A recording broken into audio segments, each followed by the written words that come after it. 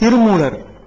பொதுவில் சித்த புருஷர்களின் பாடல்களில் மறைபொருள் அதிகம் இருக்கும். அவ்வளவு சுலபமாக விளங்கிக் கொள்ள இயலாது. மூலிகை ரகசியங்களை, சித்திகளுக்கான வழிமுறைகளை வார்த்தைகளுக்குள்ளேயே ஒளித்து வைத்து விடுவார்கள். யாருக்கு பிராப்தியுள்ளதோ அவரே அதை சரியாக அறிந்து கொள்வார். ஆனால் திருமூலர் இவர்களில் மிகவும் மாறுபட்டவர். இவரின் திருமந்திரம் தமிழுக்கு அணி செய்யும் நூல்களில் முன்னிலையில் இருக்கும் ஒன்றாகும். பாமரரும் விளக்கிக் கொள்ள முடிந்த அளவில் இவரது கருத்துகள் இருப்பதுதான் மிகப்பெரிய ஆச்சரியம். அன்பே சிவம் என்பது மிக எளிய, அனைவரும் உணர்ந்த ஒரு தத்துவம். இதை முதலில் உதிர்த்தவர் திருமூலர்தான். அன்பு சிவம் இரண்டென்பர் அறிவிலார், அன்பே சிவமாவது அருகிலார் ஆறும் என்கிறது இவரது பாடல் வரிகளால் இதை உணரலாம். அதே போல இவரது இன்னொரு வாசகம்தான் ஒன்றே குலம் ஒருவனே தேவன் என்பதும்.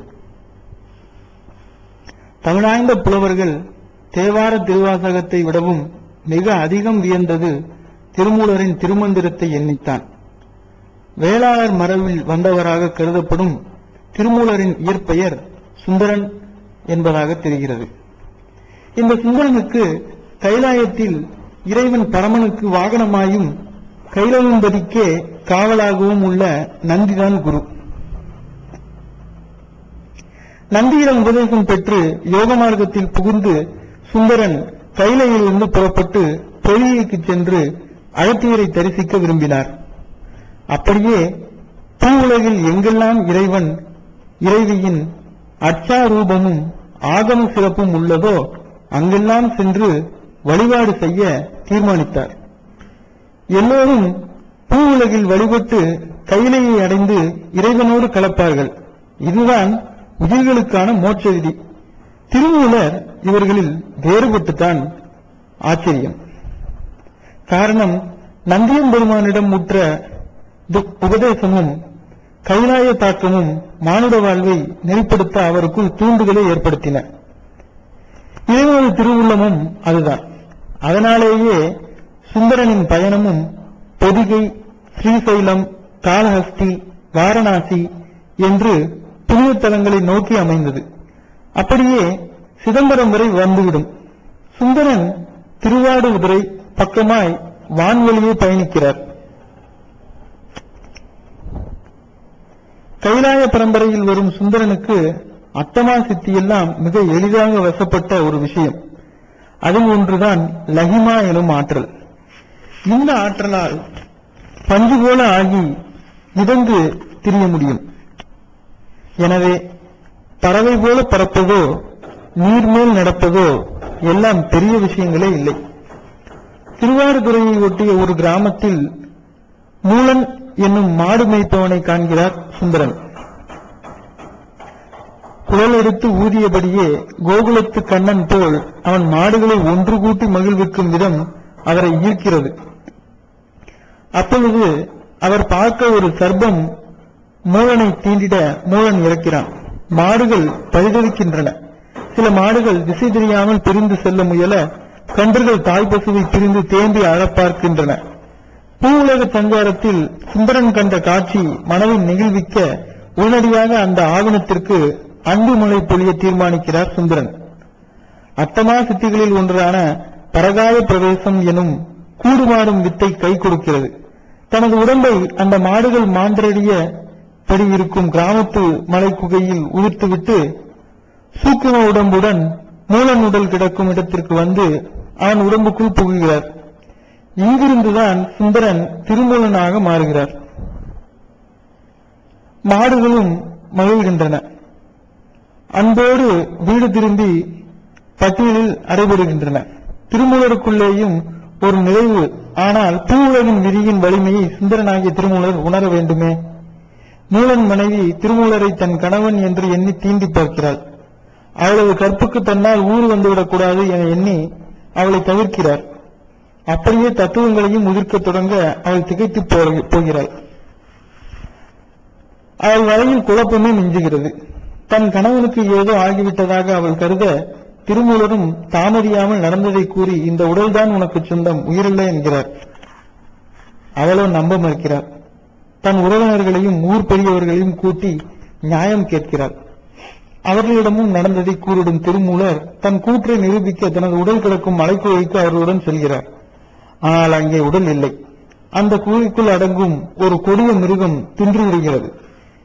இறைவனே, உடலை மறைத்து விட்டார் என்பது சேக்கிலாரின் பெரிய புராணத்தால் தெரிய வருவதாம். திருமூலருக்கு திகைப்பாகிறது. தன் சித்த தேகம் போய்விட்டது, உற்ற தேகமோ கருமத்தால் வந்தது. அதனுள் புகுந்தது கருணை நிமித்தம் என்றாலும் பூ உலகின் விதிப்பாட்டை மீறிய ஒரு செயல் அது. இயற்கைக்கு மாறாக நமது சக்தியை பிரயோகிக்கும் போது இப்படியெல்லாம் சிக்கல் எழும் என்பதை அந்த நொடியில் ஒரு ஞானமாய் உணர்கிறார் திருமூலர். அவரது இக்கட்டை கண்டு ஊரும் மூலன் மனைவியை சமாதானம் செய்து, உன் கணவன் இனி துறவி, நீ உன் மனதை சமாதானப்படுத்திக் கொள்வதுதான் ஒரே வழி என்கிறது. அதன் பின் திருமூலர் உலகின் கர்ம துயரங்கள் குறித்து சிந்திக்க தொடங்குகிறார். மாயின் சக்தியையும் விலக்கிக் கொண்டு தன் தெளிவை பாடல்களாக்குகிறார். மொத்தம் 8000 பாடல்கள். மலைப்பாய் இருக்கிறதா? அவ்வளவும் அற்புதமானவை. சிற்பசாஸ்திரம், சோதிடம், மாந்திரீகம், தீட்சை விதி, யோக ஞானம், ஆராதாரம் என்று பல தலைப்புகள். இவற்றுள் திருமந்திரம் தனிச்சிறப்புடையது. இது நாயன்மார்கள் பாடிய திருமுறைகளின் வரிசையில் 10ஆம் திருமுறையாக போற்றப்படுகிறது. மனித வாழ்க்கைக்கு வழிகாட்டுவதாக மட்டும் இல்லாமல் தந்திரம் என்கிற தலைப்பில் முதல் தந்திரம், 2ஆம் தந்திரம், 3ஆம் தந்திரம் என்று இவர் விவரிக்கும் பாங்கு விசேஷமானது. இதில் 4ஆம் தந்திரம் என்பது உபாசனை புரிபவர், உபாசனை புரிபவர்களுக்கு பெரிதும் வழிகாட்டக்கூடியது. இதில்தான் சக்கரங்கள் ஆகிய யந்திரங்கள் பற்றியெல்லாம் பேசுகிறார். 9ஆம் தந்திரம் யோகியர்களின் சமாதி பற்றியும் சூட்சும உடம்பு பற்றியும் விளக்குகிறது. இவரை பற்றி இன்னொரு கதையும் காண கிடைக்கிறது. கைலாயம் விட்டு வான்வெளியில் பூவுலக சஞ்சாரம் மேற்கொண்ட வேளையில் வீரசேனன் எனும் அரசன் ஒருவன் கர்மவினை காரணமாக அகால மரணம் அடைகிறான். அதனால் அவனது மனைவியான அரசி உட்பட நாடே ஸ்தம்பித்து போகிறது. காரணம், அந்த அரசனின் நெறி தவறாத அரசாட்சி முறை. இதை கண்டு சுந்தரனாகிய திருமூலர் மனம் கசிகிறார். நாட்டு மக்களின் துன்பத்தை நீக்கிட திருவுள்ளம் கொண்ட தன் உடலை ஒரு மரப்பொந்தில் உதிர்த்துவிட்டு அரசன் உடம்புக்குள் புகுந்து வீரசேன திருமூலராக எழுகிறார். அதன் பின் நாடே ஆனந்தமயமாகிறது. அப்படியே அரசியிடம் கற்பின் வழி காமத்தால் சிக்கல் ஏற்படுகிறது. அவளிடம் தான் யார் என்பதை கூறிவிடுகிறார். அரசி முதலில் அதிர்ந்தாலும் பின் சமாதானமாகி அவருடன் தொடர்ந்து வாழவே முடிவு செய்கிறார். ஏனென்றால் அரசன் கூறுமாறி புகுந்த ஒரு யோகி என்பது வெளியே தெரிய வந்தால் அரச உரிமைகளில் குழப்பம் ஏற்பட்டு அவளது உரிமை பறிபோய்விடும், அபாயம் ஏற்படக்கூடும். எனவே சுயநலத்தோடு சிந்திக்கும் அவள் அரச உறவில் உள்ள திருமூலரிடமே விசாரித்து அவரது உடல் ஒரு மரப்பொந்தில் இருப்பதை தெரிந்து கொண்ட அதை அழித்துவிடவும் தயாராகிறாள். சித்ததேகம் என்பது அவ்வளவு சுலபத்தில் பஞ்சபூதங்களால் அழிக்கப்பட முடியாத ஒன்றாகும். அதை என்ன செய்யலாம், என்ன செய்தால் அழிக்கலாம் என்பது அவர்களுக்குத்தான் தெரியும். அரசியும் அதை கேட்டறிந்து அவரது உடம்பை எரித்து விடுகிறாள். உடம்பை தேடிச் சென்ற திருமூலர் உடம்பு அழிந்தது அறிந்து அரசியை கோபித்தவராக நாட்டை விட்டே வெளியேறுகிறார். அரசிக்கோ முதலுக்கே மோசம் வந்துவிட்டது. இந்நிலையில்தான் திருவானைக்காவலில் உள்ள ஜம்புலிங்கேஸ்வரரின் பெயரையே தனது பெயராக கொண்ட வேதியன் ஒருவனின் இறந்துவிட்ட உடலை காண்கிறார். குருவின் துணையின்றி தன் முனைப்பாக யோக பயிற்சி செய்தவன் இந்த ஜம்புலிங்கேஸ்வரன். குறிப்பாக சுவாச பயிற்சியின் போது கும்பக முறையை சரியாக செய்திராமல் அதனுள் சிக்கி உயிர் மூச்சை இழந்து விட்டவன். அந்த உடம்பை காணும் திருமூலருக்கு அரசனின் போக உடம்பை விடவும் இந்த யோக உடம்பு உயர்வானது என்கிற எண்ணம் ஏற்படுகிறது.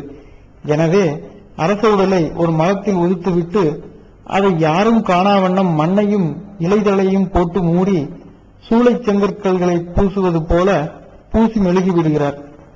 அப்படியே அதற்கு இடம் கொடுத்து அந்த விருட்சத்தையும் பார்த்து, விருட்சமே யோக மோகம் எனும் இரண்டிலும் சஞ்சரித்து இறந்ததும் இறந்தும் உயிர் பெற்ற சரீரம் இது. இதை நீ என் பொருட்டு ஏற்றுக்கொண்டாய். இதன் விளைவாக உனக்கும் உயிர்ப்பிக்கும் சக்தி ஏற்பட்டு அரசனுக்கும் இடம் கொடுத்தால் அரச மரமாகி அவனியில் சிறப்பாய் என வாழ்த்துகிறார்.